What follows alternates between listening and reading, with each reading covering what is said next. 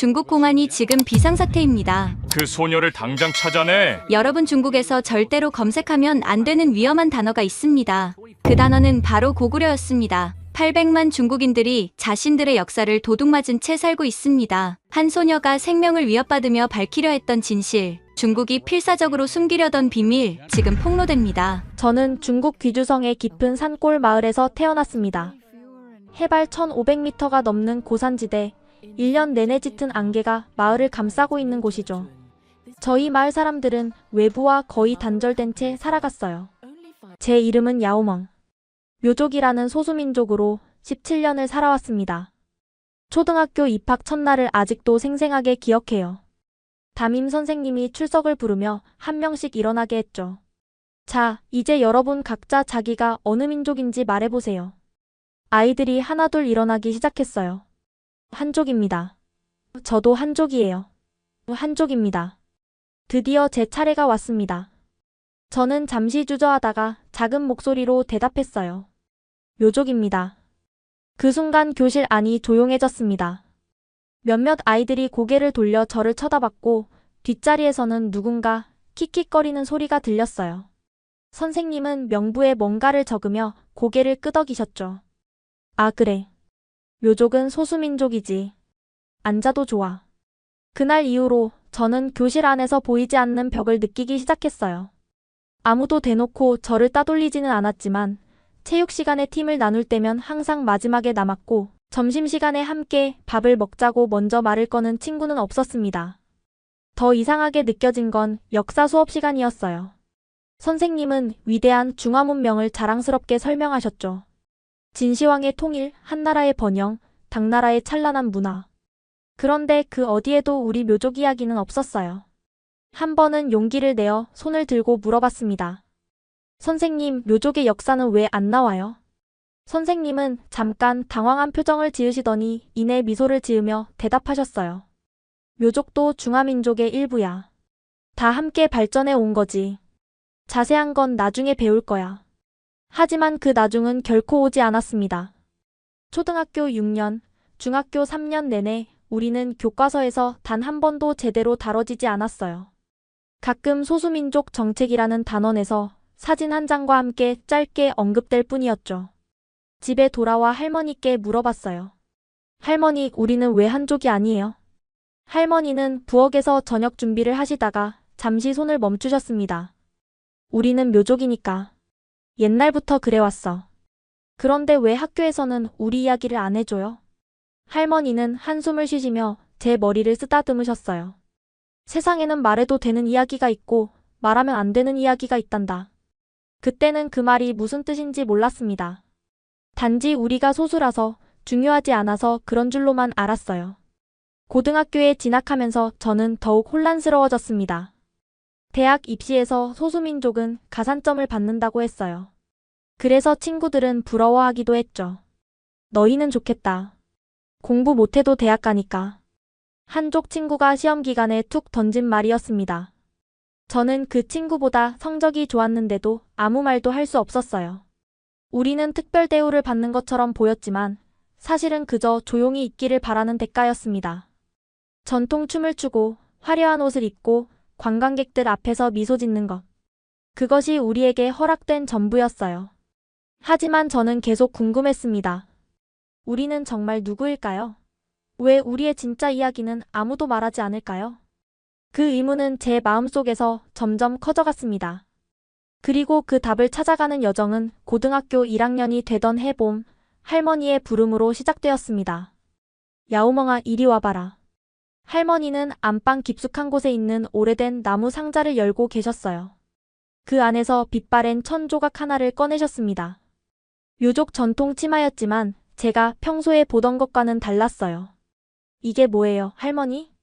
우리 집안에 대대로 내려오는 거란다. 너의 증조할머니가 손수 만드신 거야. 저는 그 치마를 자세히 들여다봤습니다. 붉은 실과 파란 실로 정교하게 수놓아진 무늬들이 있었어요. 특히 눈길을 끈 건 치마 아래쪽에 그려진 두 갈래 물결무늬였습니다. 하나는 맑은 파란색, 하나는 탁한 갈색으로 표현되어 있었죠. 할머니, 이 두 개의 강은 뭘 뜻해요? 할머니는 잠시 망설이시다가 낮은 목소리로 말씀하셨습니다. 옛날에 우리 조상들이 북쪽에서 2개의 큰 강을 건너 여기까지 왔대. 그걸 잊지 않으려고 이렇게 새겨둔 거야. 북쪽이요? 북쪽 어디에서요? 그건 나도 잘 몰라. 어른들이 자세히 말씀 안 하셨거든. 할머니의 표정이 어두워지셨어요. 뭔가 더 아시는 것 같았지만 말씀하기를 꺼리시는 눈치였습니다. 저는 치마를 더 자세히 살펴봤어요. 강 무늬 위쪽으로는 성벽처럼 보이는 문양이 있었고 그 위에는 해와 달, 그리고 별들이 수놓아져 있었습니다. 가장 신기했던 건 치마 한가운데 크게 수놓아진 특이한 새였어요. 발이 3개 달린 까마귀였죠. 이 새는 뭐예요? 삼조고라고 해. 태양 속에 산다는 신성한 새란다. 그리고 그 새 주변으로 7개의 별이 정확히 북두칠성 모양으로 배치되어 있었어요. 할머니, 이 북두칠성은? 할머니는 깜짝 놀라신 듯 제 손에서 치마를 가져가셨습니다. 그냥 별이야. 별 의미 없어. 하지만 할머니의 떨리는 손과 초조한 눈빛은 그게 별 의미 없는 문양이 아니라는 걸 말해주고 있었어요. 그날 밤 저는 잠을 이룰 수 없었습니다. 북쪽에서 왔다는 조상들, 2개의 강, 삼조고와 북두칠성. 이 모든 게 무엇을 의미하는 걸까요? 다음 날 학교 도서관에서 중국 지도를 펼쳐봤습니다. 중국에는 큰 강이 많지만 북쪽에서 남쪽으로 내려오면서 반드시 거쳐야 하는 2개의 큰 강이 있었어요. 황하와 장강. 하나는 황토를 먹고 누렇고 하나는 맑은 물이 흐르는 강이었습니다. 우리 조상들이 정말 저 북쪽에서 왔다는 걸까? 집에 돌아와 어머니께 물어봤지만 어머니는 할머니보다 더 단호하게 대답을 피하셨어요. 쓸데없는 생각하지 말고 공부나 해. 대학 가야지. 하지만 저는 포기할 수 없었습니다. 우리 마을 곳곳을 다니며 다른 집안의 전통 의상들을 살펴보기 시작했어요. 놀랍게도 비슷한 문양들을 여러 곳에서 발견할 수 있었습니다. 2개의 강, 성벽, 그리고 특별한 별자리들. 마을 장로 한 분을 찾아갔습니다. 그분은 90살이 넘으셨지만 아직도 정정하셨어요. 할아버지, 우리 묘족이 북쪽에서 왔다는 이야기 들어보셨어요? 장로님은 한참을 침묵하시다가 말씀하셨습니다. 어릴 적에 들은 노래가 있어. 북쪽 하늘 삼조고가 우는 곳, 돌로 쌓은 성을 두고 떠났네. 노란 강 건너고 푸른 강 건너서 남쪽 땅에 새 보금자리 찾았네. 삼조고. 그게 뭔지는 정확히 몰랐지만 북쪽에서 왔다는 이야기는 분명했습니다. 그럼 우리가 원래 북쪽 사람들이었다는 거예요? 그런 말 함부로 하면 안 돼. 우리는 그냥 묘족이야. 중화민족의 일부지. 장로님도 더 이상은 말씀하지 않으셨습니다. 하지만 그분의 눈빛에는 말하지 못한 이야기들이 가득했어요. 저는 집으로 돌아와 인터넷을 뒤지기 시작했습니다. 묘족 기원, 묘족 역사, 묘족 이주 같은 키워드로 검색했지만 나오는 건 천편일률적인 내용뿐이었어요. 묘족은 중국 남방의 토착 민족이며 치우의 후손이라는 것. 그런데 이상한 점이 있었습니다. 다른 소수민족들의 역사는 꽤 자세히 나와 있는데 유독 묘족의 고대사 부분은 모호하고 추상적이었어요. 마치 일부러 감춘 것처럼. 며칠 후 저는 우연히 친구가 공유한 글 하나를 보게 됩니다. 그리고 그 글에 적힌 단어 하나가 제 인생을 완전히 바꿔놓게 되었어요. 야오멍, 이거 봐. 같은 반 친구 웨이가 스마트폰을 들이밀었습니다. SNS에 누군가 올린 글이었어요. 묘족은 고구려의 후손일까? 제목을 보는 순간 온몸에 전율이 흘렀습니다. 고구려. 처음 듣는 이름이었지만 왠지 가슴이 뛰었어요. 뭐야 이게? 몰라. 누가 공유했길래 봤는데 신기하지 않아? 저는 글을 읽기 시작했습니다. 하지만 내용을 반쯤 읽었을 때 웨이가 다른 앱을 확인하더니 다시 돌아왔어요. 왜 이래? 웨이가 새로 고침을 해봤지만 삭제된 게시물입니다. 라는 메시지만 떴습니다. 이상하다. 10분 전까지만 해도 있었는데. 저는 급히 제 폰으로 고구려를 검색해봤습니다. 그런데 더 이상한 일이 벌어졌어요. 검색 결과가 하나도 안 나왔습니다. 마치 그런 단어가 존재하지 않는 것처럼. 고구려가 뭔데 이렇게 빨리 지워질까? 그날 저녁 집에 와서 컴퓨터로 다시 검색해봤습니다. 역시나 아무것도 나오지 않았어요. 하지만 포기할 수 없었습니다. 며칠 동안 이곳저곳을 뒤지다가 결국 VPN이라는 걸 알게 되었어요. 친구 오빠가 해외 사이트 보려고 쓴다며 몰래 알려준 방법이었습니다. 떨리는 마음으로 VPN을 켜고 다시 검색했습니다. 그리고 믿을 수 없는 내용들이 쏟아져 나왔어요. 고구려는 기원전 37년부터 서기 668년까지 존재했던 고대 국가였습니다. 668년? 제 눈이 휘둥그레졌어요. 할머니의 치마에 있던 북두칠성과 삼조고, 그리고 668년이라는 특정 연도. 계속 읽어나갔습니다. 한반도 북부와 만주 지역을 지배했던 강대국이었고 독자적인 문화와 언어를 가진 독립국가였다. 가장 충격적인 건 그 다음 내용이었습니다. 668년 고구려가 멸망한 후 당나라는 고구려 유민 200만 명을 중국 각지로 강제 이주시켰다. 특히 반란을 막기 위해 5가구 이하로 쪼개어 남방 오지로 분산시켰다. 손이 떨렸어요. 계속 읽어나갔습니다. 안동도호부는 고구려 유민들을 효과적으로 통제하기 위해 가족을 분리하고 고구려어 사용을 금지했으며 강제로 한족과 결혼시켰다. 하지만 일부 유민들은 험준한 산악지대로 도망쳐 그들만의 공동체를 형성했다. 그 순간 퍼즐 조각들이 맞춰지기 시작했습니다. 북쪽에서 온 조상들 2개의 강을 건넜다는 이야기, 삼조고와 북두칠성. 더 검색해보니 놀라운 사실들이 계속 나왔어요. 고구려의 복식이 묘족의 전통 의상과 유사하다는 연구, 고구려의 장례 풍습이 묘족과 비슷하다는 논문, 심지어 고구려의 상징인 삼조고가 묘족 문양에도 나타난다는 내용까지. 삼조고. 할머니가 말씀하신 바로 그새. 저는 숨이 막혔어요. 우리가 정말 고구려의 후손이란 말인가요? 그렇다면 왜 이 사실을 숨기는 걸까요? 한국 사이트들을 뒤지다가 한 역사학자의 인터뷰를 발견했습니다. 중국은 동북 공정을 통해 고구려를 중국 역사로 편입시키려 하면서도 정작 고구려 유민의 후손들에게는 그 사실을 철저히 숨기고 있습니다. 왜일까요? 그들이 자신의 정체성을 자각하면 중국의 역사 왜곡이 들통날 수 있기 때문입니다. 머리가 복잡해졌어요. 하지만 동시에 많은 것들이 이해되기 시작했습니다. 왜 우리의 역사가 교과서에 없는지, 왜 어른들이 북쪽 이야기를 꺼리는지, 왜 고구려라는 단어가 인터넷에서 즉시 삭제되는지. 다음날 저는 할머니를 찾아갔습니다. 제가 알아낸 것들을 말씀드려야 한다는 생각이 들었어요. 더 이상 모른 척할 수 없었습니다. 그리고 단도직입적으로 물었어요. 할머니, 고구려라는 나라 아세요? 할머니의 얼굴이 하얗게 질렸습니다. 떨리는 손으로 제 팔을 잡으시며 주위를 둘러보셨어요. 누가 그런 말을 했니? 어디서 들었어? 할머니도 아시는 거죠? 우리가 고구려 사람들의 후손이라는 거. 할머니는 한참을 침묵하시다가 눈물을 글썽이며 말씀하셨습니다. 그 이름은 말하면 안 되는 거란다. 그때 저는 확신했습니다. 우리는 정말로 잃어버린 왕국의 후예였던 것입니다. 하지만 이 확신을 증명하기 위해서는 더 많은 것을 알아야 했습니다. 그 다음날 저는 다시 할머니를 찾아갔습니다. 이번에는 단순한 질문이 아니라 제가 알아낸 것들을 모두 말씀드리기 위해서였습니다. 할머니는 이미 제가 많은 것을 알아버렸다는 걸 깨달으신 듯 했어요. 더 이상 숨길 수 없다고 판단하신 것 같았습니다. 제발 야우멍아. 그 이름은 다시는 입에 담지 마.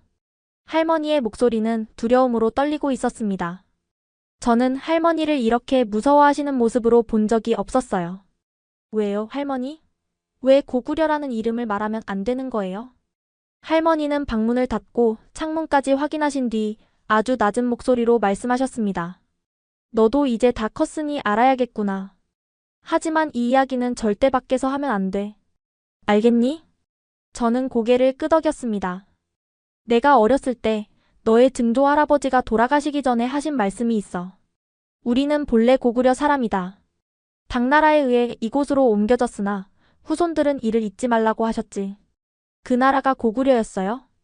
할머니는 고개를 끄덕이셨습니다. 어른들은 그 이름을 입 밖에 내지 않으셨어. 대신 북국이라고만 했지. 혹시라도 관가에서 알면 큰일 난다고 대대로 숨기라고 하셨어. 그런데 왜 위험한 거예요? 60년대에 우리 마을에서 큰 일이 있었어. 마을 어른 한 분이 술에 취해서 우리가 고구려 후손이라고 떠들고 다니셨거든. 며칠 후 그분은 갑자기 사라지셨어. 가족들은 일하러 갔다고 했지만 다시는 돌아오지 않으셨지. 등골이 서늘해졌습니다. 그 후로 마을 사람들은 더욱 입을 다물었어. 아이들에게도 가르치지 않았고, 너희 아버지도 잘 모르실 거야. 그럼 우리가 정말 고구려에서 온 게 맞나요? 할머니는 낡은 상자에서 작은 천 조각을 하나 더 꺼내셨습니다. 거기엔 세 발 달린 까마귀가 그려져 있었어요. 이게 뭐예요? 삼조고라고 해. 우리 조상들의 상징이었대. 태양 속에 사는 신성한 새라고. 제가 인터넷에서 본 바로 그 고구려의 상징이었습니다. 증조 할머니가 돌아가시면서 이것만은 꼭 전하라고 하셨어. 우리가 누구인지 잊지 말라고. 하지만 드러내지는 말라고. 할머니, 그럼 668년이라는 연도는요? 할머니는 놀란 눈으로 저를 보셨습니다. 그것도 알았구나. 그래, 우리가 흩어진 해야. 큰 나라가 망하고 우리 조상들이 뿔뿔이 흩어진. 왜 5집씩만 모여 살게 했대요? 반란을 못 일으키게 하려고. 가족도 찢어놓고 말도 못 쓰게 하고 강제로 다른 민족과 결혼시켰대. 할머니는 눈물을 닦으시며 계속 말씀하셨어요. 처음엔 다들 언젠가 고향으로 돌아갈 거라고 믿었대. 하지만 세월이 흐르고 흘러서 이제는 고향이 어디인지도 모르게 됐어. 그저 북쪽이라고만 전해질 뿐. 그래도 포기하지 않고 지켜온 거네요. 그래. 1000년이 넘도록 우리는 우리가 누구인지 기억하려고 애썼어. 비록 고구려라는 이름은 잃었지만 그 정신만은 잃지 않으려고. 저는 할머니의 손을 꼭 잡았습니다. 할머니, 이제는 달라질 수 있을 거예요. 인터넷도 있고 세상도 많이 바뀌었잖아요. 아니야, 야오멍아. 더 위험해졌어. 예전엔 그저 모른 척하면 됐지만 지금은 모든 걸 감시하고 있어. 너가 고구려를 검색한 것도 벌써 알고 있을지 몰라. 그래도 진실은 영원히 숨길 수 없어요. 할머니는 제 머리를 쓰다듬으며 말씀하셨습니다. 용감한 우리 손녀. 하지만 조심해야 해. 진실을 아는 것과 그것을 드러내는 것은 다른 문제란다. 그날 밤 저는 할머니가 주신 삼조고 천조각을 가슴에 품고 잠들었습니다. 꿈속에서 저는 돌로 쌓은 거대한 성벽을 보았어요. 그리고 그 성벽 위로 날아오르는 세 발 달린 까마귀를. 이제 저는 알게 되었습니다. 우리는 단순한 소수민족이 아니라 위대한 왕국의 후예였다는 것을. 그리고 그 진실을 1300년 동안 가슴 깊이 묻고 살아왔다는 것을. 하지만 이것은 시작에 불과했습니다. 진짜 여정은 이제부터였으니까요. 할머니와의 대화 이후 저는 마치 새로운 눈을 뜬 것 같았습니다. 그동안 당연하게 여겼던 우리의 전통과 문화가 모두 다르게 보이기 시작했어요. 친구 웨이에게 조심스럽게 이야기를 꺼냈습니다. 웨이, 혹시 우리 묘족이 원래 북쪽에서 왔다는 얘기 들어본 적 있어? 웨이는 주위를 둘러보더니 속삭였어요. 너도 그거 찾아봤구나. 사실 나도 궁금했어. 우리 할아버지가 가끔 이상한 말씀을 하시거든. 무슨 말씀? 우리는 돌성을 쌓던 사람들의 후손이라고. 말을 타고 활을 쏘던 용맹한 전사들이었다고. 돌성. 고구려는 뛰어난 축성 기술로 유명했다는 글을 본 기억이 났습니다. 우리 같이 조사해볼래? 우리 문화 속에 숨어있는 증거들을 찾아보자. 웨이는 흔쾌히 동의했어요. 우리는 비밀 프로젝트를 시작했습니다. 첫 번째로 주목한 건 우리의 장례 풍습이었어요. 마침 마을에서 장례식이 있었는데 우리는 그 과정을 자세히 관찰했습니다. 묘족은 사람이 죽으면 바로 묻지 않고 집에 며칠 동안 모셔둡니다. 그동안 가족들은 밤새 노래를 부르고 춤을 춰요. 마치 떠나는 이를 성대하게 배웅하는 것처럼. 이상하지 않아? 한족들은 조용히 애도하는데 우리는 왜 노래를 부를까? 웨이가 의문을 제기했어요. 저는 며칠 전 읽은 자료를 떠올렸습니다. 고구려 벽화에도 비슷한 장면이 있었어. 죽은 이를 위해 노래하고 춤추는 모습이. 더 놀라운 건 상복이었습니다. 우리는 흰색 상복 위에 특별한 두건을 쓰는데 그 모양이 독특했어요. 새의 날개처럼 양쪽으로 뻗어 있었죠. 이것도 까마귀와 관련이 있을까? 두 번째로 살펴본 건 우리의 전통 복식이었어요. 특히 남자들이 입는 바지가 흥미로웠습니다. 와, 이 바지 봐. 허벅지는 넓고 종아리는 좁아. 말 타기에 딱 좋은 구조야. 우리가 언제 말을 탔다고? 그러게. 지금은 산악지대에 살고 있는데 왜 기마복을 입을까? 우리는 인터넷에서 찾은 고구려 벽화 속 복식과 비교해봤어요. 놀랍도록 유사했습니다. 특히 무릎 아래를 천으로 감싸는 방식이 똑같았어요. 세 번째 발견은 우리의 언어에서 나왔습니다. 묘족어를 쓰는 노인들의 대화를 쥐에 깊게 들어보니 가끔 이상한 단어들이 섞여 있었어요. 웨이 이거 들어봐. 우리말로 성을 구르라고 하잖아. 그런데 한국어로 성이 뭔지 알아? 성. 고구려의 구루와 발음이 비슷하지 않아? 물론 우연일 수도 있었지만 이런 단어들이 하나둘이 아니었어요. 네 번째는 우리의 신화와 전설이었습니다. 마을 도서관에서 묘족 설화집을 찾아 읽어봤어요. 여기 봐. 하늘의 새가 태양을 지킨다는 이야기가 있어. 삼조고잖아. 그리고 이것도 북쪽 나라의 왕이 하늘의 아들이었다는 전설. 고구려 왕들이 천손, 즉 하늘의 자손이라고 주장했다는 역사 기록과 일치했습니다. 가장 결정적인 증거는 우리 마을 근처의 오래된 무덤에서 발견했어요. 공식적으로는 그냥 옛 묘족 무덤이라고 했지만 무덤의 구조가 특이했습니다. 이 돌 쌓는 방식 봐. 쐐기돌을 끼워서 아치를 만들었어. 이런 기술은 중국 남방에선 보기 힘들다고 했는데 우리는 흥분을 감출 수 없었어요. 하지만 동시에 무서웠습니다. 이 모든 증거들이 뭔가 거대한 진실을 가리키고 있었으니까요. 웨이, 우리가 정말 고구려의 후손인 것 같아. 그런데 왜 이렇게 철저히 숨겼을까? 당나라가 고구려를 멸망시킨 후 유민들을 분산시켰대. 다시는 뭉치지 못하게. 그리고 역사도 지워버린 거야. 웨이는 한숨을 쉬었어요. 1300년이나 됐는데도 아직 우리를 경계하는 거야? 우리가 기억하는 한 그들은 계속 두려워할 거야. 그날 저녁 우리는 지금까지 모은 증거들을 정리했어요. 복식, 언어, 풍습, 신화, 건축 양식까지. 모든 것이 하나의 사실을 가리키고 있었습니다. 이제 어떻게 해야 할까? 웨이가 물었어요. 저는 잠시 고민하다가 말했습니다. 더 많은 사람들이 알아야 해. 하지만 중국 내에서는 위험해. 다른 방법을 찾아야 해. 그때 제 머릿속에 한 가지 아이디어가 떠올랐습니다.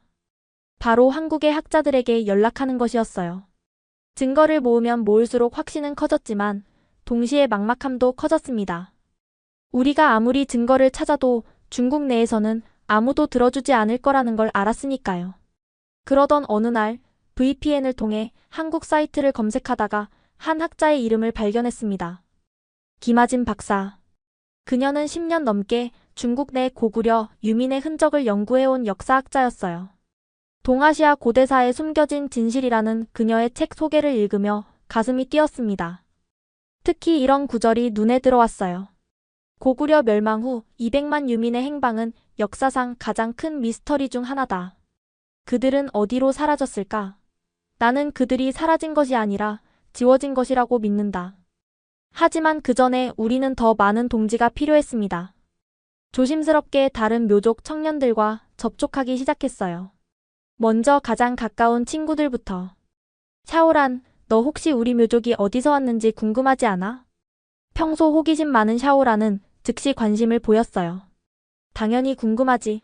근데 어른들은 제대로 말 안 해주잖아. 우리는 조심스럽게 지금까지 알아낸 것들을 공유했습니다. 고구려라는 나라, 668년의 강제 이주, 우리 문화 속에 숨어있는 증거들. 샤오라는 충격을 받은 듯 했지만 이내 흥분하며 말했어요. 사실 우리 할아버지도 가끔 이상한 말씀을 하셨어. 우리는 원래 추운 곳에서 살았다고.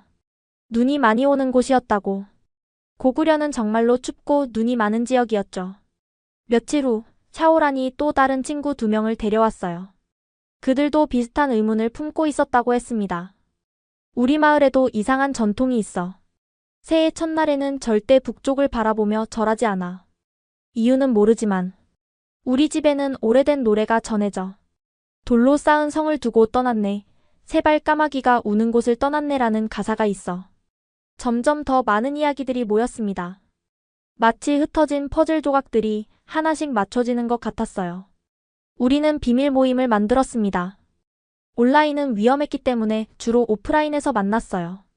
산속 버려진 오두막, 강가의 외진 곳, 때로는 누군가의 집 다락방에서. 모임의 이름은 북두칠성으로 정했습니다. 북쪽을 가리키는 별자리처럼 우리의 진짜 고향을 찾아가자는 의미였어요. 처음엔 5명으로 시작했지만 입소문이 나면서 점점 늘어났습니다. 한 달 만에 20명이 넘는 청년들이 모였어요. 각자 다른 마을, 다른 배경을 가졌지만 모두 같은 갈증을 품고 있었습니다. 나는 누구인가? 모임에서 우리는 각자 수집한 정보를 공유했습니다. 누군가는 집안에 전해지는 오래된 물건을 가져왔고, 누군가는 할머니에게 들은 이야기를 들려줬어요. 특히 인상 깊었던 건 양민이라는 친구의 이야기였습니다. 우리 증조할머니가 돌아가시기 전에 이상한 말을 하셨대. 우리는 왕의 후예다. 비록 나라는 잃었지만 긍지는 잊지 마라고. 왕의 후예. 고구려는 700년 동안 동아시아를 호령했던 강대국이었죠. 또 다른 친구 메이는 놀라운 물건을 가져왔습니다. 이거 우리 집 제일 깊은 곳에 숨겨져 있었어. 아무도 만지지 말라고 했는데. 그것은 낡은 금속 조각이었어요. 자세히 보니 한자가 새겨져 있었는데 고구려라는 글자가 희미하게 보였습니다. 모두가 흥분했습니다. 이것은 단순한 추측이 아니라 물리적인 증거였으니까요. 이제 우리가 해야 할 일은 이 진실을 세상에 알리는 거야. 하지만 어떻게? 중국 안에서는 불가능해. 한국이야. 한국의 학자들에게 연락해보자. 모두가 동의했습니다. 우리는 김아진 박사에게 이 모든 것을 전달하기로 결정했어요. 모임 후 웨이와 저는 밤새 이야기를 나눴습니다.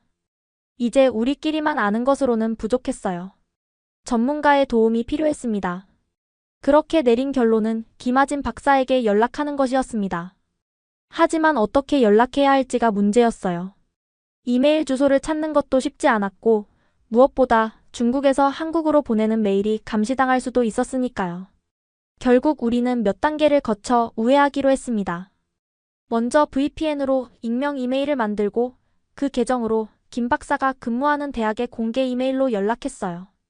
편지를 쓰는데 일주일이 걸렸습니다. 무엇을 어떻게 써야 할지, 어디까지 밝혀야 할지 고민이 많았어요. 제목을 뭐라고 쓸까? 너무 직접적이면 필터링 될 수도 있어. 그럼 동아시아 고대사에 관한 질문은 어때? 결국 우리는 최대한 조심스럽게 편지를 작성했습니다. 존경하는 김아진 박사님께, 저희는 중국 귀주성에 사는 학생들입니다. 박사님의 연구를 접하고 큰 감명을 받아 이렇게 용기 내어 연락드립니다. 저희는 소수민족인 묘족입니다. 최근 저희 민족의 역사를 조사하던 중 놀라운 사실들을 발견했습니다. 저희의 전통 문화가 박사님이 연구하신 고대 왕국과 많은 유사점을 보인다는 것입니다. 예를 들어 저희 전통 복식의 구조, 장례 풍습, 그리고 구전되는 이야기들이 놀라울 정도로 일치합니다. 특히 저희 조상들이 북쪽에서 2개의 강을 건너왔다는 전승은 역사적 사실과 맞아떨어지는 것 같습니다. 더 놀라운 것은 저희 할머니께서 보관하고 계신 오래된 천의 3조고와 북두칠성이 새겨져 있다는 것입니다. 이것이 무엇을 의미하는지 박사님은 아실 거라 생각합니다. 저희는 더 많은 것을 알고 싶습니다. 저희가 누구인지, 저희 조상들이 어떤 사람들이었는지 알고 싶습니다. 하지만 이곳에서는 이런 정보를 찾기가 매우 어렵습니다. 혹시 저희의 이야기를 들어주실 수 있을까요? 저희가 찾은 증거들을 보여드리고 싶습니다. 답장을 기다리겠습니다. 2명의 진실을 찾는 학생 올림. 이메일을 보내고 나서 우리는 불안에 떨었어요. 답장이 올까? 혹시 이 일로 문제가 생기지는 않을까? 일주일이 지났지만 답장은 오지 않았습니다. 우리는 점점 초조해졌어요. 혹시 메일이 전달되지 않은 걸까? 아니면 가짜로 생각하신 걸까? 그런데 열흘째 되는 날 기적이 일어났습니다. 새벽에 확인한 메일함에 답장이 와 있었어요. 안녕하세요, 용기 있는 2 학생분들. 여러분의 메일을 받고 깊은 감동을 받았습니다. 그리고 동시에 놀랐습니다.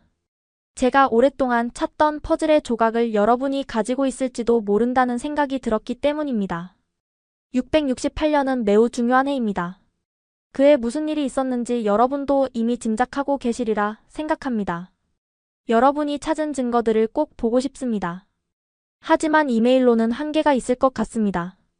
혹시 화상통화가 가능할까요? 물론 안전이 최우선입니다.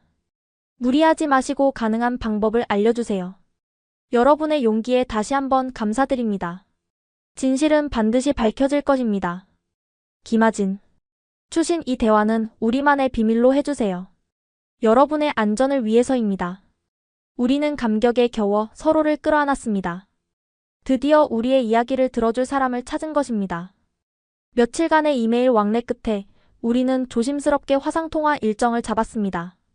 하지만 화상통화는 쉽지 않은 문제였어요. 학교나 집에서는 너무 위험했고 PC방도 감시 카메라가 있었으니까요. 고민 끝에 우리는 웨이의 사촌 오빠가 쓰던 빈 작업실을 빌리기로 했습니다. 와이파이는 되지만 사람은 없는 안전한 곳이었어요. VPN을 켜고 노트북으로 접속하는데 손이 떨렸습니다. 약속한 시간, 화면에 김아진 박사의 얼굴이 나타났습니다. 따뜻하면서도 진지한 표정이었어요. 만나서 반갑습니다. 이렇게 연결될 수 있어서 정말 기쁩니다. 그녀의 목소리를 듣는 순간 왠지 모를 안도감이 들었습니다. 우리는 드디어 혼자가 아니었어요. 안녕하세요, 박사님. 저는 야오멍이고 이쪽은 제 친구 웨이예요. 화면 속 김아진 박사는 따뜻하게 웃으며 고개를 끄덕였습니다. 반가워요. 여기까지 오느라 고생 많았죠? 안전한가요? 네, 조심해서 왔어요. 아무도 모르게요. 박사님은 잠시 무언가를 준비하시더니 화면에 자료를 띄우셨어요. 고구려 벽화와 지도들이었습니다. 먼저 제가 왜 여러분의 이야기에 관심을 갖는지 설명할게요. 668년 고구려가 멸망했을 때 일어난 일을 아시나요? 저는 조심스럽게 대답했습니다. 당나라가 고구려를 멸망시키고 백성들을 중국 각지로 흩어놓았다고 들었어요. 맞아요. 더 정확히는 안동도호부라는 기구를 만들어 고구려 유민 200만 명을 강제 이주시켰죠. 그런데 이상한 점이 있어요. 그 200만 명이 어디로 갔는지 중국 역사서에는 자세한 기록이 없어요. 웨이가 물었습니다. 왜 기록하지 않았을까요? 의도적으로 지웠다고 봐야죠. 하지만 단편적인 기록들을 종합해보면 상당수가 중국 남방, 특히 귀주성과 운남성 일대로 보내졌다는 걸 알 수 있어요. 박사님은 새로운 자료를 보여주셨습니다. 당나라 시대의 공문서였어요. 여기 보세요. 고구려 유민을 5호 이하로 분산하여 남만 지역에 안치하라는 명령이 있어요. 반란을 막기 위해 가족도 뿔뿔이 흩어놓은 거죠. 저는 가슴이 아파왔습니다. 가족과 생이별한 조상들의 고통이 느껴지는 것 같았어요. 그럼 저희가 정말... 잠깐만요. 먼저 여러분이 준비한 증거들을 보여주시겠어요? 우리는 준비해온 사진들을 하나씩 보여드렸습니다. 할머니 치마에 수놓인 두 강의 문양, 삼조고와 북두칠성, 그리고 고구려라고 새겨진 금속 조각. 박사님의 눈이 점점 커졌습니다. 세상에, 이건 정말 놀라운 발견이에요. 특히 이 두 강의 문양, 이건 황하와 장강을 표현한 게 분명해요. 고구려 유민들이 남하하면서 반드시 건너야 했던 강들이죠. 다음으로 우리는 묘족의 전통 복식 사진을 보여드렸어요. 박사님은 즉시 고구려 벽화와 비교해 보여주셨습니다. 보세요. 바지의 구조가 똑같아요. 이건 기마민족의 전형적인 복식이에요. 산악지대에 사는 묘족이 왜 이런 옷을 입는지 이제 설명이 되죠. 그리고 이것도 있어요.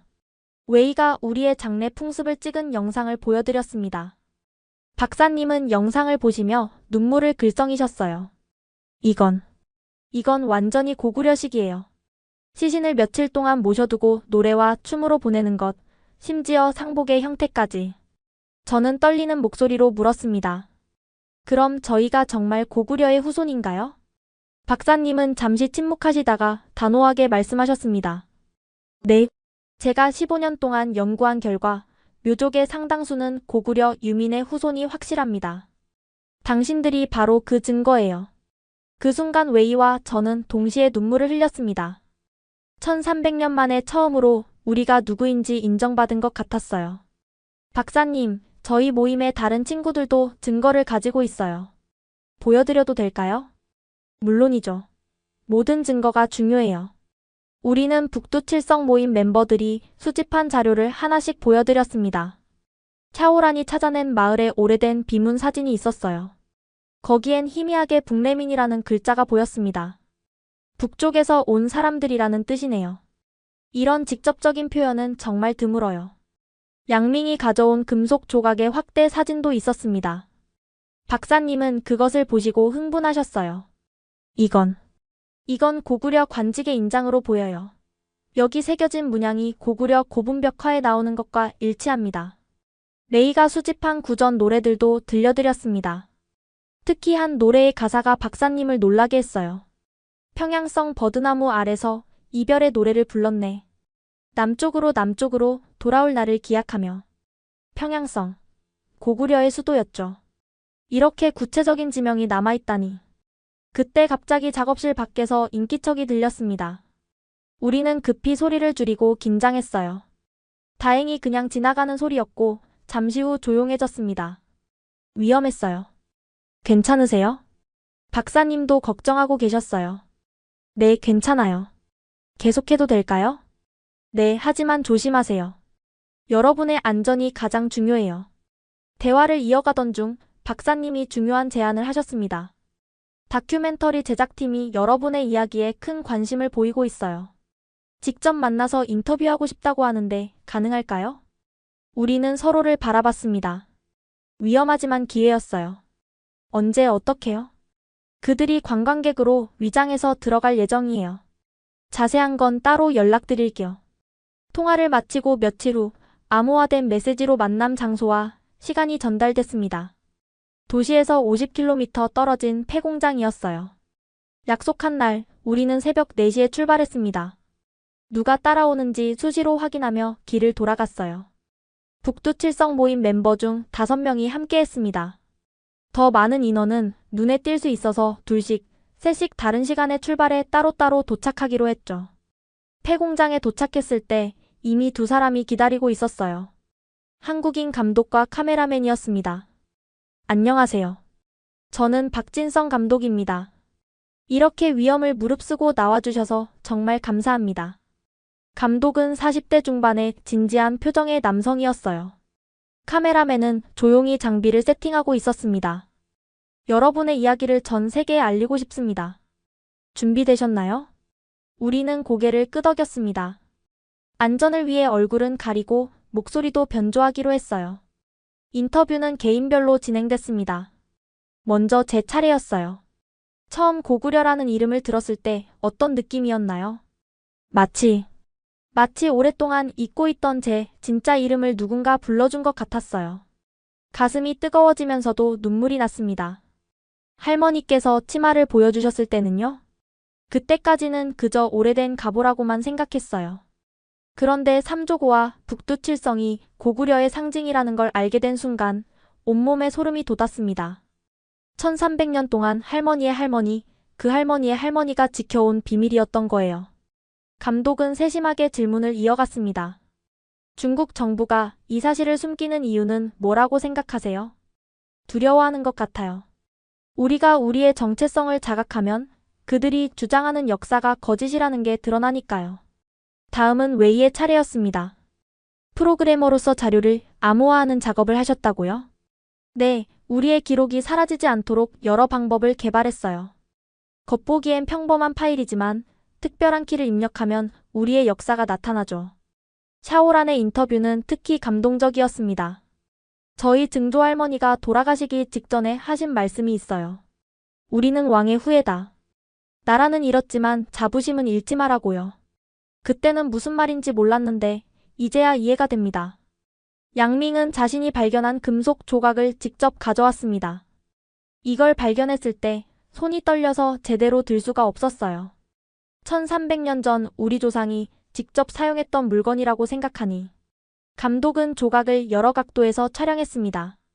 이건 정말 귀중한 유물이에요. 박물관에 있어야 할 물건이죠. 메이는 할머니들에게서 채록한 노래를 직접 불러주었습니다. 구슬픈 멜로디에 모두가 숙연해졌어요. 인터뷰 중간중간 감독은 우리가 가져온 증거들을 하나하나 촬영했습니다. 전통 복식, 문양, 오래된 문서들, 그리고 마을의 특이한 풍습들까지. 이 정도 증거면 학계를 뒤흔들 겁니다. 여러분이 얼마나 중요한 일을 하고 있는지 아시나요? 린이 조심스럽게 물었습니다. 이 다큐멘터리가 공개되면 저희는 어떻게 되는 걸까요? 감독은 진지하게 대답했습니다. 솔직히 위험할 수 있어요. 하지만 여러분의 용기가 900만 묘족 전체의 미래를 바꿀 수 있습니다. 그리고 국제사회가 여러분을 지켜볼 거예요. 촬영이 거의 끝나갈 무렵 갑자기 밖에서 차 소리가 들렸습니다. 모두가 긴장했어요. 빨리 정리해야 합니다. 카메라맨이 재빨리 장비를 챙겼고 우리는 뒷문으로 흩어져 빠져나갔습니다. 다행히 그냥 지나가는 차였지만 그 긴장감은 잊을 수 없었어요. 나중에 감독이 보낸 메시지에는 이렇게 적혀 있었습니다. 여러분은 역사의 증인입니다. 이 다큐멘터리는 반드시 세상에 공개될 것이고 진실은 밝혀질 것입니다. 조심하시고 희망을 잃지 마세요.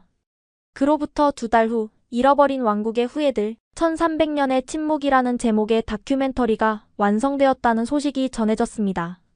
하지만 왜 중국은 이 사실을 숨기는 거죠? 박사님은 한숨을 쉬며 설명하셨어요.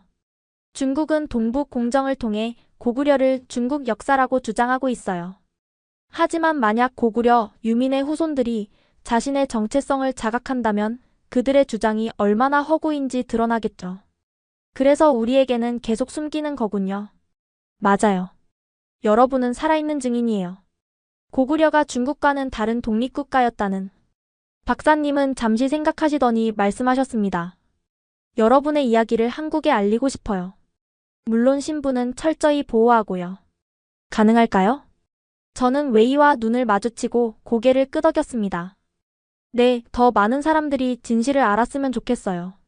다큐멘터리가 완성되었다는 소식이 왔을 때 우리는 떨리는 마음으로 그 소식을 기다렸습니다. 제목은 잃어버린 왕국의 후예들 1300년의 침묵이었어요. 한국에서 먼저 방영되었는데 반응은 폭발적이었다고 했습니다. 김하진 박사가 흥분된 목소리로 전화했어요. 시청률이 15%를 넘었어요. 온라인에서는 더 큰 화제예요. 모두가 여러분의 이야기에 감동하고 있어요. 방영 직후 한국의 주요 포털 사이트 실시간 검색어 1위에 묘족 고구려가 올랐다고 했습니다. 댓글은 수만 개가 달렸어요. 정말 가슴이 아픕니다. 우리의 형제들이 그렇게 오랜 세월 고통받았다니.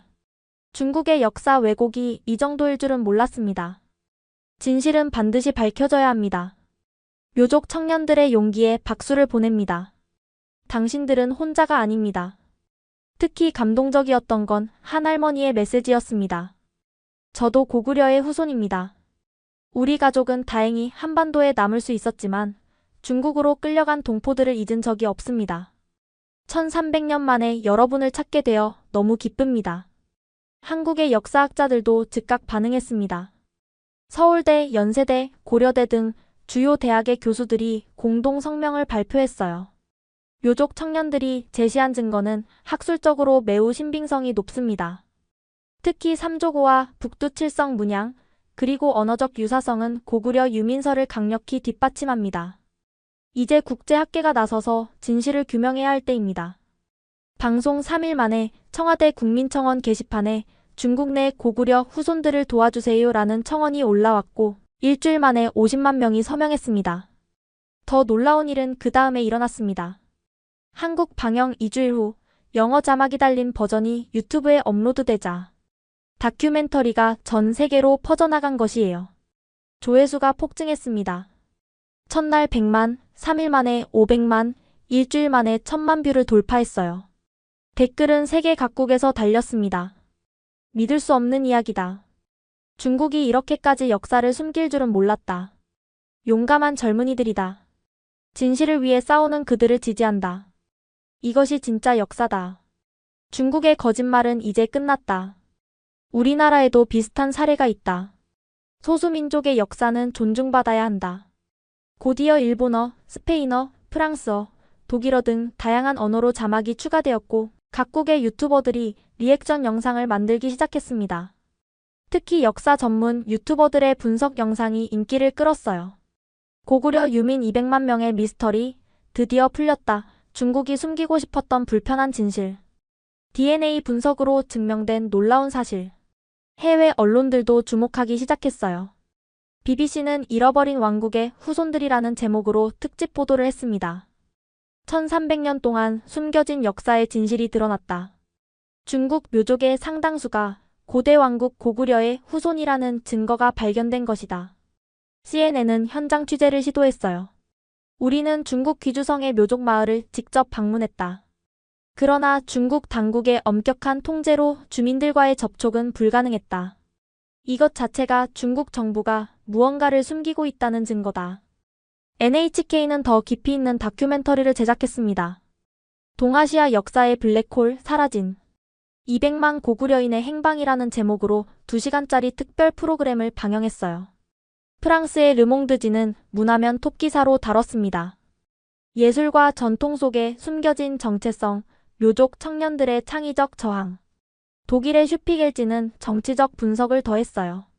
중국의 역사 왜곡 정책, 소수민족 정체성 말살의 증거. 학계의 반응은 더욱 뜨거웠습니다. 하버드대 동아시아학과의 마크 피터슨 교수는 논문을 발표했습니다. 묘족의 문화적 증거들은 고구려 유민설을 강력하게 뒷받침한다. 특히 삼조고 문양과 북두칠성의 조합은 고구려 고분 벽화에서만 볼 수 있는 독특한 특징이다. 옥스퍼드대의 제임스 루이스 교수도 지지 의견을 냈어요. 언어학적 분석 결과 묘족어의 일부 단어가 고구려어로 추정되는 단어들과 놀라운 유사성을 보인다. 도쿄대 사학과는 긴급 심포지엄을 열었습니다. 동아시아 고대사의 재조명, 고구려 유민의 행방이라는 주제로 각국 학자들이 모였어요. 유네스코도 움직이기 시작했습니다. 우리는 중국 묘족의 문화유산이 체계적으로 연구되고 보호되어야 한다고 믿는다. 특히 그들의 역사적 정체성과 관련된 증거들은 인류 전체의 소중한 유산이다. 더욱 놀라운 것은 중국 내 묘족 사회의 반응이었습니다. 다큐멘터리는 중국에서 즉시 차단되었지만 VPN을 통해 본 묘족 청년들이 폭발적으로 반응했어요. 저도 같은 생각을 하고 있었어요. 우리 할머니도 비슷한 이야기를 하셨거든요. 구이양에서 연락드려요. 여기도 같은 전통이 있어요. 함께하고 싶어요. 윈난성 묘족입니다. 우리 마을에도 삼조고가 새겨진 비석이 있어요. 쓰촨성에서 연락합니다. 저희 집안에 전해지는 족보에 북방에서 왔다고 적혀 있어요. 광시 장족자치구의 묘족입니다. 저희 마을 이름이 고려촌이에요. 각 지역에서 보내온 증거 사진들이 쏟아졌습니다. 후난성의 한 청년이 보낸 사진은 특히 충격적이었어요. 오래된 묘족 족보의 첫 페이지에 한문으로 이렇게 적혀 있었습니다. 우리는 본래 고구려 사람이다. 당나라에 의해 이곳으로 옮겨졌으나 후손들은 이를 잊지 말라. 광둥성의 한 마을에서는 더 놀라운 발견이 있었습니다. 저희 마을 뒷산에 오래된 무덤군이 있는데 무덤의 구조가 한국의 고구려 고분과 똑같아요. 돌방 무덤에 벽화까지 있습니다. 충칭시 근처의 한 청년은 동영상을 보냈어요. 저희 마을 어른들이 제사 때 부르는 노래입니다. 가사에 평양이라는 단어가 나와요. 이런 증언과 증거들이 계속 쌓이자 김하진 박사는 추가 연구를 제안했습니다. 이제는 DNA 분석을 해야 할 때예요. 과학적으로 증명하는 거죠. 몇몇 묘족 청년들이 용기를 내어 머리카락 샘플을 몰래 보냈고 한국과 일본의 연구팀이 공동으로 분석했습니다. 결과는 충격적이었어요. 묘족 샘플의 60% 이상에서 한반도 북부 지역 고대인들과 동일한 유전자 마커가 발견되었습니다. 특히 고구려 고분에서 발굴된 육골의 DNA와 놀라운 일치를 보입니다. 이 연구 결과는 국제학술지 네이처에 게재되었고 전 세계 과학계를 떠들썩하게 했습니다. 한국 정부도 공식 입장을 발표했어요. 우리는 중국 내 고구려 후손들의 존재를 확인했으며 그들의 정체성과 문화가 보호받을 수 있도록 국제사회와 협력하겠다. 한국의 시민단체들도 움직였습니다. 고구려 후손 찾기 운동본부가 결성되었고 모금운동이 시작됐어요. 일주일 만에 10억 원이 모였습니다. 이 돈으로 묘족 청년들의 한국 유학을 지원하겠다. 서울시는 묘족 문화축제를 개최하기로 했고 여러 대학들이 묘족 학생들을 위한 특별 장학 프로그램을 만들었어요. 재외동 포재단은 특별 성명을 발표했습니다. 비록 국적은 다르지만 그들은 우리의 동포입니다. 1300년의 이별을 끝내고 다시 만날 때가 왔습니다. 세계 각국의 한인회들도 지지 성명을 냈어요. 미주 한인회는 묘족 동포들과의 연대를 선언합니다. 유럽 한인 총연합회는 묘족 청년들의 용기를 지지합니다. 일본 한인회는 역사적 진실 규명을 위해 함께하겠습니다. 국제 인권단체들도 관심을 보였습니다. 휴먼 라이츠 워치는 보고서를 발표했어요. 중국 정부는 묘족의 역사적 정체성을 인정하고 그들의 문화적 권리를 보장해야 한다. 엠네스티도 성명을 냈습니다. 진실을 말한 죄로 탄압받는 묘족 청년들의 안전을 우려한다. 중국은 즉각 감시와 탄압을 중단하라. 유엔 인권이사회는 특별회의를 소집했어요. 중국 내 소수민족의 역사적 정체성 말살 문제를 안건으로 상정했고 중국의 해명을 요구했습니다. 이 모든 일이 불과 한 달 사이에 일어났어요. 우리의 작은 움직임이 전 세계적 파장을 일으킨 것입니다. 하지만 가장 큰 변화는 우리 자신에게서 일어났습니다. 더 이상 우리는 숨어있는 존재가 아니었어요. 세계가 우리를 보고 있었고 우리의 이야기를 들어주고 있었습니다.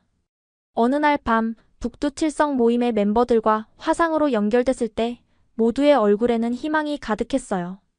우리가 해냈어. 1300년의 침묵을 깼어. 이제 시작이야. 우리 아이들은 자유롭게 나는 고구려의 후손이라고 말할 수 있을 거야. 하지만 우리도 알고 있었습니다. 중국 정부가 가만히 있지 않을 거라는 것을. 어느 날 학교에서 갑작스러운 특별 교육이 있었어요. 주제는 올바른 민족관이었습니다. 최근 일부 외국 세력이 우리 소수민족을 이용해 분열을 조장하고 있습니다. 여러분은 현혹되지 마세요. 우리는 모두 중화민족입니다. 학생들의 시선이 은연중에 저와 웨이에게 쏠렸습니다. 56개 민족이 하나 되어 위대한 중국을 만들어가고 있습니다. 분열을 조장하는 어떤 시도도 용납되지 않을 것입니다. 방과 후 담임 선생님이 저를 따로 불렀어요. 야오멍, 요즘 집중을 못하는 것 같은데 무슨 일 있니? 아니에요, 선생님. 혹시 인터넷에서 이상한 걸 보거나 하지는 않았지? 요즘 가짜뉴스가 많다고 하더라. 선생님의 눈빛에서 경고를 읽을 수 있었습니다. 집에 돌아오니 더 충격적인 일이 기다리고 있었어요. 마을 공안이 집에 와 있었던 겁니다. 따님이 야오멍 맞습니까? 제복을 입은 두 남자가 거실에 앉아 있었어요. 부모님은 얼굴이 하얗게 질려 있었습니다. 그냥 일상적인 조사입니다. 최근 외국과 접촉한 적이 있습니까? 없어요. 인터넷에서 반정부적인 내용을 본 적은? 없습니다. 그들은 형식적인 질문 몇 개를 더 하고는 떠났지만 메시지는 분명했습니다. 우리가 너를 지켜보고 있다. 부모님은 그날 밤 저를 앉혀놓고 말씀하셨어요. 야우멍아, 엄마 아빠가 무서워하는 거 알지? 공부만 하면 안 될까? 대학 가야지. 엄마, 저는 아무 잘못도 하지 않았어요. 그게 중요한 게 아니야. 우리 같은 사람들은 조용히 살아야 해. 아버지의 한숨이 깊었습니다. 다음 날 더 큰 충격이 왔어요. 우리 모임의 핵심 멤버였던 샤오란이 갑자기 사라진 겁니다. 가족들은 친척집에 갔다고 했지만 누구도 믿지 않았어요. 샤오란이 어디 갔는지 아무도 몰라. 핸드폰도 꺼져 있고. 남은 멤버들 사이에 공포가 퍼졌습니다. 모임은 자연스럽게 해체되었어요. 누구도 먼저 연락하지 않았고 만나자는 말도 꺼내지 않았습니다. 학교에서도 감시가 심해졌어요. 복도마다 새로운 CCTV가 설치되었고 핸드폰 사용이 엄격히 제한되었습니다. 학생들의 올바른 성장을 위한 조치라고 했지만 누구나 진짜 이유를 알고 있었죠. 일주일 후 웨이마저 변했어요. 야오멍, 우리 이제 그만하자. 무슨 소리야? 무서워. 샤오란처럼 될 수도 있잖아. 그래도 우리가 발견한 진실이 뭐가 중요해? 우리가 무사한 게 더 중요하지. 친한 친구의 포기에 마음이 무너지는 것 같았습니다. 그런데 의외의 곳에서 희망이 왔어요. 어느 날 밤 할머니가 조용히 제 방으로 오셨습니다. 야오멍아, 이거 가지고 있어. 할머니가 건네신 건 작은 USB였어요. 이게 뭐예요? 너가 모은 자료들 다 복사해뒀어. 혹시 컴퓨터를 압수당해도 이건 남겨둬야지. 놀라서 할머니를 봤더니 결연한 표정으로 말씀하셨어요. 나도 젊었을 때 포기했어. 그래서 평생 후회했단다. 너라도 끝까지 가봐. 조심하면서. 할머니의 손은 떨리고 있었지만 눈빛은 단호했습니다. 며칠 후 뜻밖의 소식이 전해졌어요. 김하진 박사가 암호화된 메시지를 보내온 겁니다. 포기하지 마세요. 국제사회가 주목하고 있어요. 유엔 인권위원회에서도 이 문제를 다루기로 했답니다. 조금만 더 버티세요. 그리고 더 놀라운 소식이 이어졌습니다. 한국의 여러 대학에서 묘족 청년들에게 장학금을 제공하겠다고 나섰어요. 여러분이 안전하게 공부할 수 있도록요. 눈물이 났습니다. 비록 중국 내에서는 숨죽여야 하지만 세계는 우리를 잊지 않고 있었던 거예요. 공포의 분위기 속에서도 포기할 수 없는 것들이 있었습니다. 인터넷이 막히고 모임이 해체되었지만 우리는 각자의 방식으로 저항을 이어갔어요. 저는 일기를 쓰기 시작했습니다. 디지털이 위험하다면 아날로그로 돌아가기로 한 거죠. 매일 밤 할머니가 들려주신 이야기, 우리가 발견한 증거들, 그리고 지금의 상황을 꼼꼼히 기록했어요. 어느 날 뜻밖의 손님이 찾아왔습니다. 같은 학교 후배인 시우메이였어요. 선배, 저도 그 다큐멘터리 봤어요. VPN으로요. 조심해야 해. 지금은 위험해. 알아요. 하지만 저도 뭔가 하고 싶어요. 시우메이는 미술을 전공하는 학생이었어요. 그녀는 작은 스케치북을 꺼내 보여줬습니다. 이거 보세요. 우리 전통 문양들을 그리고 있어요. 언젠가는 이것들의 진짜 의미를 밝힐 수 있겠죠? 스케치북에는 아름다운 그림들이 가득했어요. 삼조고, 두 갈래 강, 성벽 문양들이 현대적으로 재해석되어 있었습니다. 이거 정말 멋져요. 선배가 시작한 일을 저희가 이어가고 싶어요. 비록 크게 나서지는 못해도요. 며칠 후 더 많은 후배들이 찾아왔어요. 그들도 각자의 방식으로 우리 문화를 기록하고 있었습니다. 한 명은 할머니들의 구전 노래를 몰래 녹음하고 있었고, 다른 한 명은 전통춤 동작을 그림으로 그려 보존하고 있었어요. 언젠가는 이 모든 게 의미를 가질 거예요. 우리는 조심스럽게 네트워크를 만들었습니다.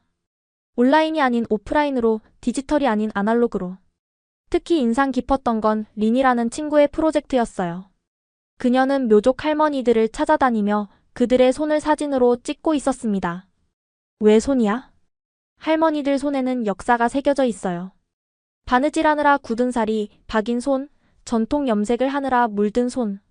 이 손들이 우리 문화를 지켜왔잖아요. 사진 속 할머니들의 손은 정말로 많은 이야기를 담고 있었습니다. 우리는 또한 암호 체계를 만들었어요. 겉으로는 평범한 학교 과제나 취미 활동으로 보이지만 실제로는 우리의 역사와 문화를 담은 작업들이었죠.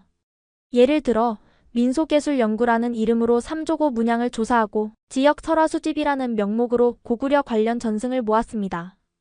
가장 큰 프로젝트는 할머니의 요리책이었어요. 표면적으로는 묘족 전통 요리법을 모으는 거였지만 실제로는 각 요리에 얽힌 역사와 이야기를 함께 기록했습니다. 이 요리는 우리 조상들이 긴 여행을 할 때 만들어 먹었대요. 북쪽에서 남쪽으로 오는 동안. 이런 식으로 자연스럽게 우리의 역사를 녹여냈죠. 어느 날 웨이가 다시 찾아왔어요. 미안. 나 너무 겁먹었었어. 괜찮아. 이해해. 근데 너희가 하는 거 봤어. 나도 뭔가 하고 싶어. 웨이는 프로그래밍을 잘했기 때문에 우리의 자료를 안전하게 보관할 방법을 연구하기 시작했어요. 클라우드나 일반 저장 장치는 위험했기 때문에 특별한 암호화 방식을 개발했죠. 이렇게 하면 겉으로는 그냥 게임 파일처럼 보여. 하지만 특정 패스워드를 입력하면 우리 자료가 나타나. 우리의 활동은 점점 더 창의적이 되어갔습니다. 한 친구는 묘족 전통 자수 패턴 속에 메시지를 숨겼고 다른 친구는 전통 악기 연주곡에 멜로디로 정보를 넣었어요. 예술은 검열할 수 없잖아. 그렇게 우리는 각자의 재능을 살려 침묵 속에서도 불씨를 지켜나갔습니다.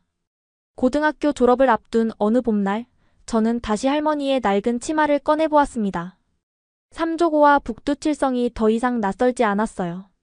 이제 그것은 우리의 시작을 알리는 표식이었죠. 대학 입시를 준비하면서도 우리의 활동은 계속되었습니다. 많은 친구들이 역사학과, 민속학, 언어학을 지원했어요. 공식적으로 배울 수 없다면 스스로 전문가가 되는 수밖에. 시우메이는 미술대학에 합격했고 웨이는 컴퓨터공학과에 갔습니다. 저는 역사교육과를 선택했어요. 언젠가는 아이들에게 진짜 역사를 가르치고 싶었거든요. 대학에 가서도 우리는 연결되어 있었습니다. 각자 다른 도시, 다른 학교에 있었지만 우리의 프로젝트는 계속되었어요. 리는 사진학과에서 다큐멘터리 사진을 전공하며 묘족의 일상을 기록했고 다른 친구들도 각자의 분야에서 우리 문화를 연구했습니다. 특히 감동적이었던 건 새로운 세대의 참여였어요. 대학 신입생 중에도 우리의 이야기를 듣고 찾아오는 학생들이 있었습니다. 선배님들이 시작하신 일을 저희도 돕고 싶어요. 한 신입생이 보여준 자료는 놀라웠어요. 그녀의 고향 마을에서 발견된 오래된 석비 사진이었는데 거기에는 한자로 고려촌이라고 새겨져 있었습니다. 이게 언제부터 있었는지는 아무도 몰라요. 하지만 우리 마을 이름의 유래가 이거라고 하더라고요. 증거는 계속 쌓여갔고 네트워크는 더욱 넓어졌습니다. 비록 공개적으로 활동할 수는 없었지만 우리는 포기하지 않았어요. 최근 김아진 박사님으로부터 희망적인 소식이 왔습니다. 유네스코에서 사라진 문화유산 보호 프로젝트를 시작했어요. 여러분의 자료를 공식적으로 등록하고 싶다고 하네요. 이것은 큰 의미가 있었습니다. 국제기구가 우리의 존재를 공식적으로 인정한다는 뜻이었으니까요. 물론 중국 정부의 반발이 있었지만 국제사회의 압력은 무시할 수 없었습니다. 그리고 최근 드디어 작은 변화가 시작되었어요. 일부 대학에서 묘족 역사를 다시 연구하기 시작했고 몇몇 학자들은 조심스럽게 고구려와의 연관성을 언급하기 시작했습니다. 아직 갈 길은 멀지만 적어도 시작은 했어. 웨이가 말했어요. 지금도 저는 매일 밤 일기를 씁니다. 하지만 이제는 두려움보다는 희망을 담아 쓰고 있어요. 우리의 여정은 끝나지 않았습니다. 어쩌면 이제 시작일지도 모르죠.